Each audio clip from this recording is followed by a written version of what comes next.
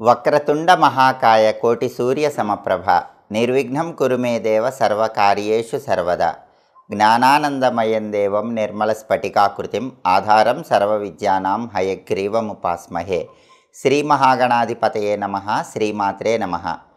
మాచిరాజు భక్తి ప్రేక్షకులందరికీ విశ్వావసునామ సంవత్సర ఉగాది శుభాకాంక్షలు.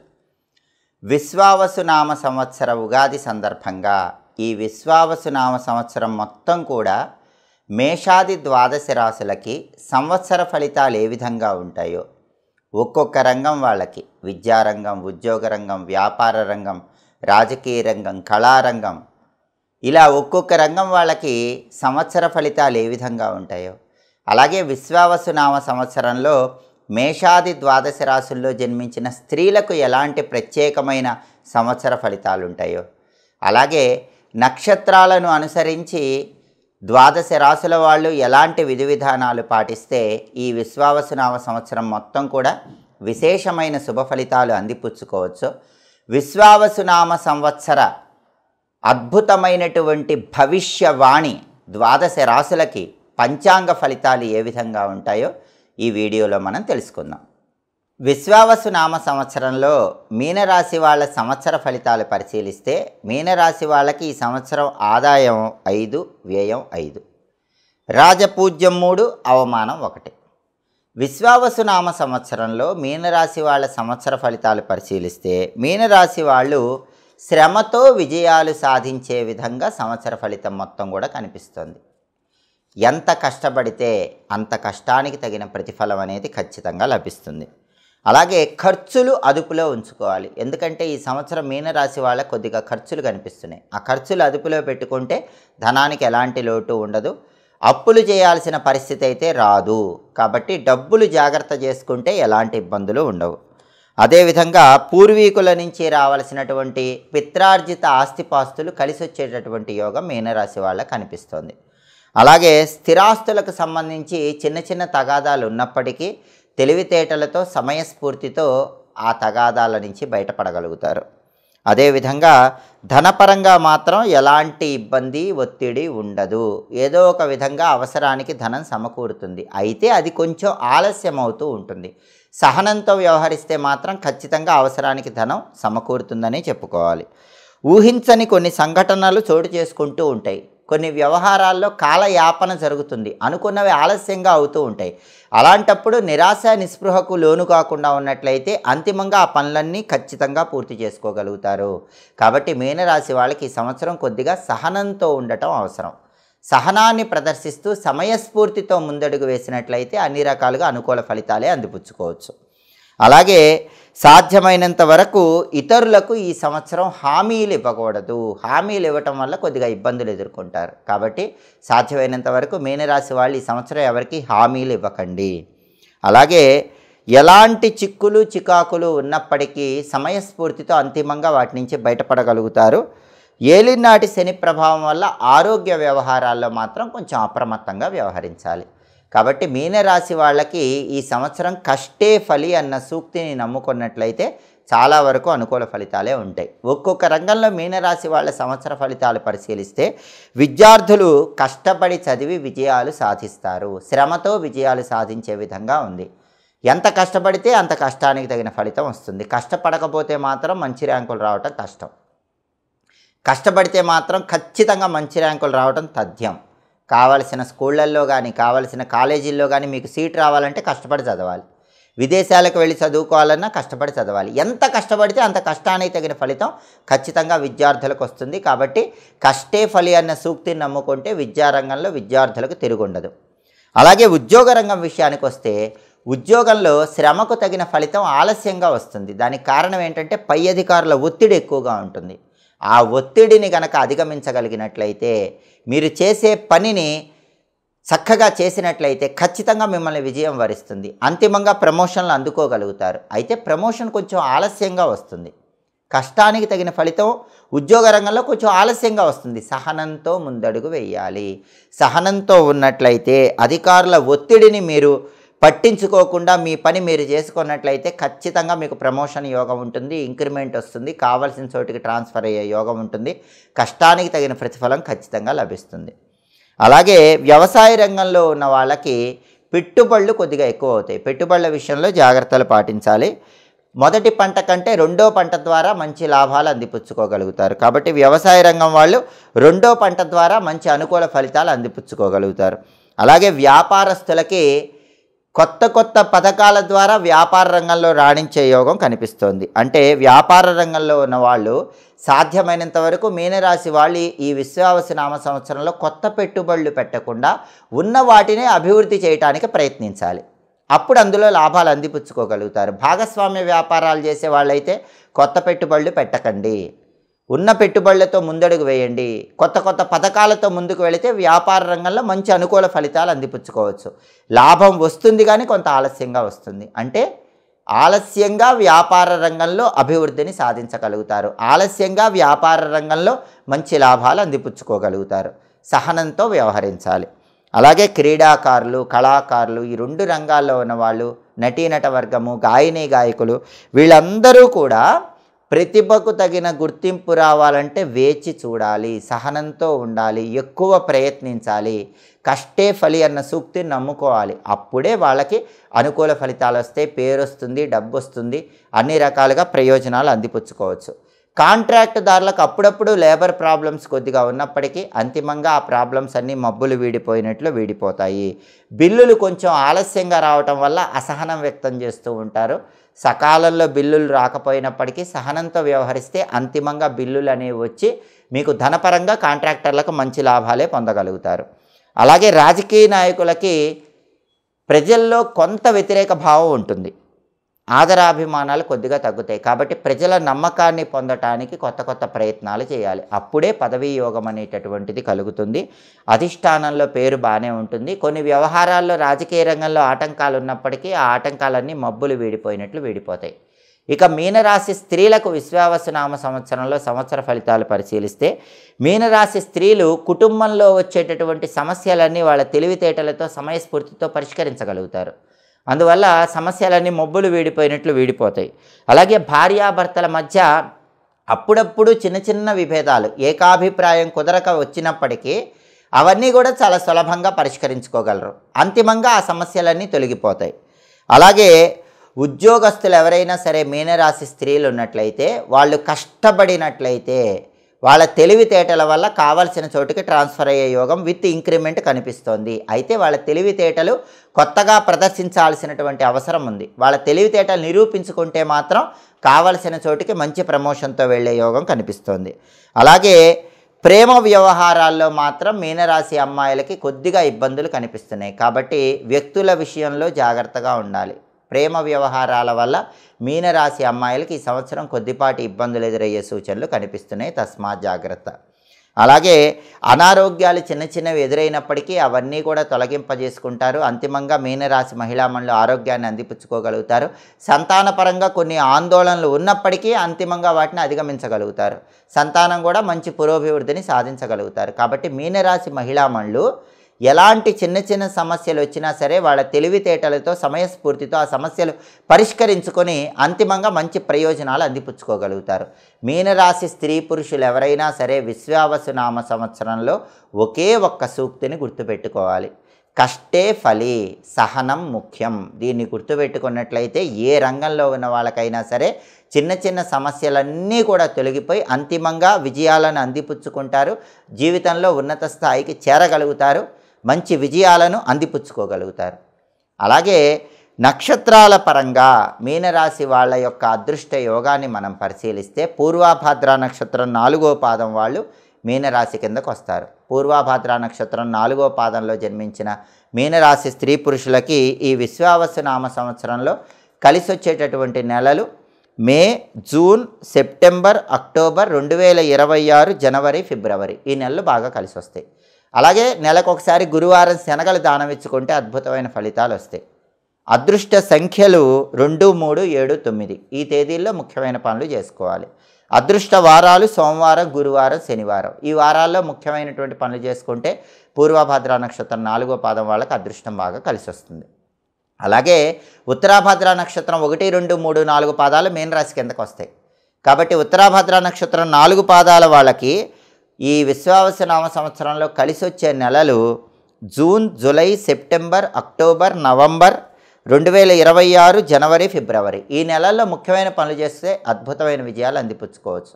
నెలకు ఒకసారి శనివారం నువ్వులు దానం ఇచ్చుకుంటే ఉత్తరాభాద్ర నక్షత్రం వాళ్ళకి అదృష్టం కలిసి వస్తుంది. అలాగే కలిసి వచ్చేటటువంటి తేదీలు 1, 3, 4, 8 ఈ తేదీల్లో ముఖ్యమైన పనులు చేసుకోవాలి. అలాగే కలిసి వచ్చే వారాలు ఆదివారం, బుధవారం, శనివారం ఈ వారాల్లో ముఖ్యమైన పనులు చేసుకోవాలి. అదేవిధంగా రేవతి నక్షత్రం 1, 2, 3, 4 పాదాలు కూడా మీనరాశి కిందకు వస్తాయి. రేవతి నక్షత్రం 4 పాదాల వాళ్ళకి ప్రధానంగా ఈ సంవత్సరం కలిసి వచ్చే నెలలు జూన్, జూలై, అక్టోబర్, నవంబర్, 2026 ఫిబ్రవరి, మార్చి నెలలు చాలా బాగా కలిసి వస్తాయి. ముఖ్యమైన పనులు చేసుకోవచ్చు. అలాగే కలిసి వచ్చేటటువంటి సంఖ్యలు 2, 3, 4, 5 ఈ తేదీల్లో ముఖ్యమైన పనులు చేసుకోవాలి. కలిసి వచ్చేటటువంటి వారాలు ఆదివారం, బుధవారం, శుక్రవారం ఈ వారాలు రేవతి నక్షత్రం వాళ్ళకు బాగా కలిసి వస్తాయి. నెలకు ఒకసారి బుధవారం పూట కేజింబావు పెసలు పంతులు గారికి దానం ఇచ్చుకుంటే కూడా రేవతి నక్షత్రం వాళ్ళకి అదృష్టం బాగా కలిసి వస్తుంది. అలాగే ప్రధానంగా జపాలు చేయించుకుంటే మీనరాశి వాళ్ళకి అద్భుతమైన ఫలితాలు వస్తాయి. శనిగ్రహము, గురుగ్రహము, రాహుగ్రహం ఈ 3 గ్రహాలకి మీనరాశి వాళ్ళు వేదమంత్ర జపం చేయించుకోవాలి. శనిగ్రహ వేదమంత్ర జపం, గురుగ్రహ వేదమంత్ర జపం, రాహుగ్రహ వేదమంత్ర జపం పంతులు గారితో చేయించుకొని తీర్థప్రసాదాలు తీసుకుంటే ఈ సంవత్సరం మొత్తం అద్భుతమైన ఫలితాలు పొందవచ్చు. అలాగే మీనరాశి వాళ్ళు ఈ సంవత్సరం ఆంజనేయ స్వామిని, శివుణ్ణి ఎక్కువగా పూజించాలి. కలియుగ ప్రత్యక్ష దైవమైన వెంకటేశ్వర స్వామిని, దుర్గాదేవిని పూజిస్తే కూడా అనుకూల ఫలితాలు వస్తాయి. మీనరాశి వాళ్ళు ఈ సంవత్సరం ఒకసారి లక్ష్మీ గణపతి హోమం చేయించుకుంటే విశేషమైన శుభ ఫలితాలు కలుగుతాయి. అలాగే అన్నదానం చాలా అద్భుతమైన ఫలితాలను ఇస్తుంది. ఈ సంవత్సరం వీలైనప్పుడల్లా మీనరాశి వాళ్ళు అన్నదానం చేసుకుంటూ ఉంటే చాలా వరకు అనుకూల ఫలితాలు అందిపుచ్చుకోవచ్చు. ప్రతిరోజు స్నానం చేశాక మీనరాశి వాళ్ళు ఓం క్లీం ఉద్ధృతాయ ఉద్ధారిణే నమః ఈ మంత్రం 21 సార్లు చదువుకోవాలి. ఓం క్లీం ఉద్ధృతాయ ఉద్ధారిణే నమః ఈ మంత్రం 21 సార్లు చదువుకుంటే సకల శుభాలు చేకూరతాయి. మీనరాశి వాళ్ళకి ఈ సంవత్సరం కలిసి వచ్చేటటువంటి రంగులు పసుపు, నలుపు, నీలము, ఎరుపు ఈ రంగులు ఎక్కువగా వినియోగించండి. మొత్తం మీద పరిశీలిస్తే మీనరాశి వాళ్ళకి ఏలినాటి శని దోషం ఉండటం, గ్రహాల వ్యతిరేకత ఎక్కువగా ఉండటం ఇలాంటివి ఉన్నప్పటికీ కూడా మీనరాశి వాళ్ళకి చాలా అద్భుతంగా కేతు బలం అనేటటువంటిది సహకరిస్తోంది. 6వ ఇంట్లో కేతువు సంచారం మీకు అన్ని కష్టాలని పోగొడుతుంది. కాబట్టి కష్టే ఫలి అన్న సూక్తిని నమ్ముకోండి, సహనంతో వ్యవహరించండి. అలా చేస్తే సమస్యలన్నీ మబ్బులు వీడిపోయినట్లు వీడిపోతాయి. అనుకున్న పనులు అనుకున్నట్లు పూర్తి చేసుకోవచ్చు. అన్ని రకాలుగా శుభ ఫలితాలను అందిపుచ్చుకోవచ్చు. జ్యోతిష శాస్త్రంలో జాతక ఫలితాలు తెలుసుకునేటప్పుడు ఆ జాతక ఫలితాల మీద గ్రహచారము, గోచారము అనే రెండింటి ప్రభావం విశేషంగా పనిచేస్తుంది. గ్రహచారము అంటే ఏంటంటే ఏ వ్యక్తికైనా సరే date of birth, place of birth, time of బర్త్ను బట్టి జన్మ కుండలి అని వస్తుంది. దీన్నే జాతక చక్రము అనే పేరుతో పిలుస్తారు. ఈ జాతక చక్రము లేదా జన్మ కుండలిలో గ్రహాలు ఉన్న దాన్ని బట్టి ప్రస్తుతము ఏదైనా గ్రహము దశ, అంతర్దశ నడుస్తూ ఉంటాయి. ఇలా date of birth, place of birth, time of బర్త్ను బట్టి జన్మకుండలిలో ఉన్నటువంటి దోషాలు చూసి, జన్మకుండలిలో ఉన్నటువంటి యోగాలు చూసి, జన్మకుండలిలో ఏ గ్రహాలు ఎక్కడున్నాయో దాన్ని చూసి, అదేవిధంగా ఇప్పుడు ఏ గ్రహం దశ నడుస్తోంది, ఏ గ్రహం అంతర్దశ నడుస్తోంది, ఆ గ్రహం యోగిస్తుందా యోగించదా అనే దాన్ని బట్టి జాతక ఫలితం చెప్తే దాన్ని గ్రహచారము అనే పేరుతో పిలుస్తారు.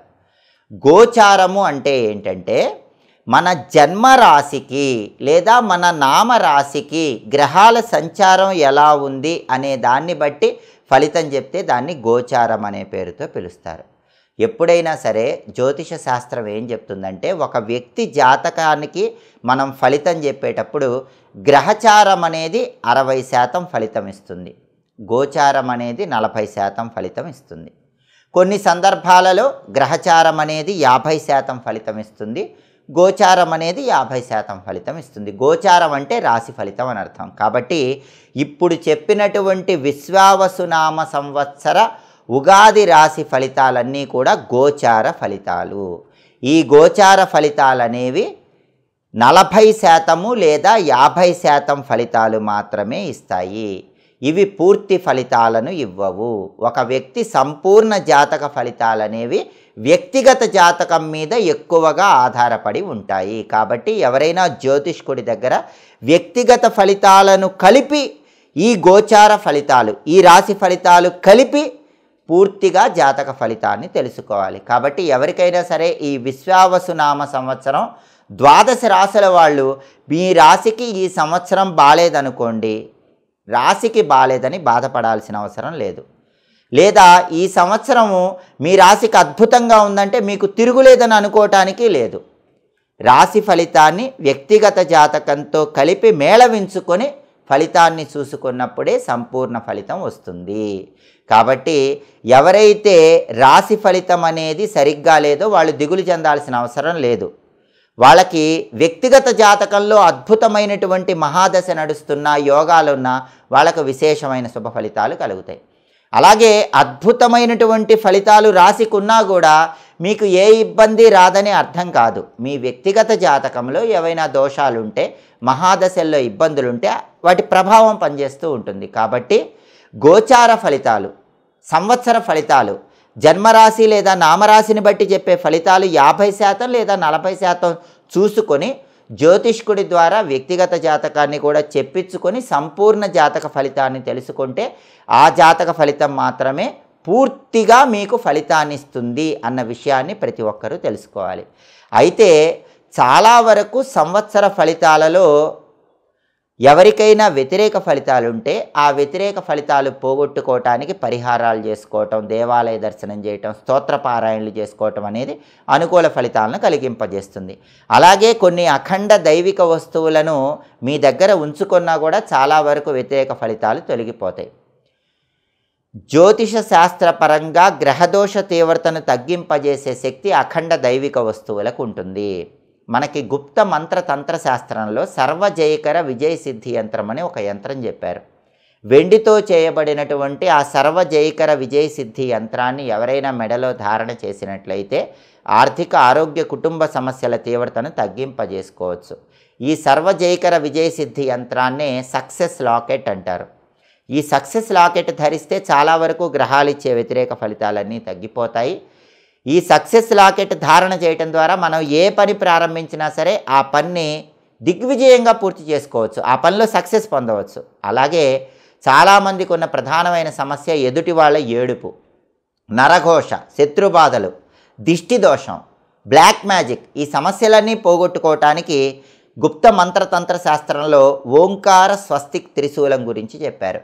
వెండితో చేయబడినటువంటి ఓంకార స్వస్తిక్ త్రిశూలాన్ని లాకెట్లా మెడలో ధారణ చేస్తే శత్రుబాధలు, దృష్టి దోషాలు, బ్లాక్ మ్యాజిక్, అనారోగ్య సమస్యలు, ఎదుటి వాళ్ళ ఏడుపు వీటన్నిటి నుంచి సులభంగా బయటపడవచ్చు. కాబట్టి సర్వజయకర విజయ సిద్ధి యంత్రం సక్సెస్ లాకెట్ కావాలన్నా, ఓంకార స్వస్తిక్ త్రిశూలం కావాలన్నా కింద స్క్రోల్ అవుతున్నటువంటి నెంబర్ 9399990660 వాట్సాప్ నెంబర్కు మెసేజ్ చేయండి. వాటిని ధారణ చేయటం ద్వారా విశ్వావసునామ సంవత్సరం మొత్తం సమస్త శుభాలను సిద్ధింపజేసుకోండి.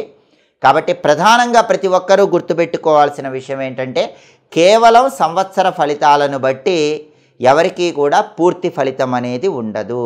సంవత్సర ఫలితాలు కొంత శాతమే ఉంటాయి. వ్యక్తిగత జాతక ఫలితాన్ని ఈ సంవత్సర ఫలితాలతో కలిపి చూసుకున్నప్పుడే మీకు సంపూర్ణమైనటువంటి ఫలితం వస్తుంది. అన్ని రకాలైనటువంటి గ్రహాల వ్యతిరేకత తొలగింపజేసుకోవటానికి దేవాలయ దర్శనం, మంత్రజపం, స్తోత్ర పారాయణలు విశేషమైన శుభ ఫలితాలను కలిగింపజేస్తాయి. విశ్వావసునామ సంవత్సరంలో మాచిరాజు భక్తి ఛానల్ ప్రేక్షకులందరికీ గ్రహాల యొక్క సంపూర్ణమైన అనుగ్రహం కలగాలని, సమస్త దేవతల సంపూర్ణమైన అనుగ్రహం కలగాలని కోరుకుంటూ శతమానం భవతి శతాయు పురుష శతేంద్రియ ఆయుష్యేవేంద్రియే ప్రతిష్టతి సర్వే జనాః సుఖినో భవంతు. స్వస్తి. ఎప్పటికప్పుడు దినఫలాలు, వారఫలాలు, మాసఫలాలు, సంవత్సర ఫలితాలు వీటన్నిటి గురించి సంపూర్ణంగా తెలుసుకోవాలనుకుంటే, జ్యోతిష శాస్త్రానికి సంబంధించిన సమస్త విషయాలు తెలుసుకోవాలంటే మా మాచిరాజు భక్తి ఛానల్ చూడండి. మా వీడియోస్ మీకు నచ్చినట్లయితే మా ఛానల్ని లైక్ చేయండి, కామెంట్ చేయండి. మా ఛానల్ వీడియోస్ 10 మంది మిత్రులకు షేర్ చేయండి. మా ఛానల్ని సబ్స్క్రైబ్ చేసుకోండి. పక్కనున్న బెల్ సింబల్ ఒకటి మాత్రం మర్చిపోకండి. సర్వే జనాః సుఖినో భవంతు. స్వస్తి.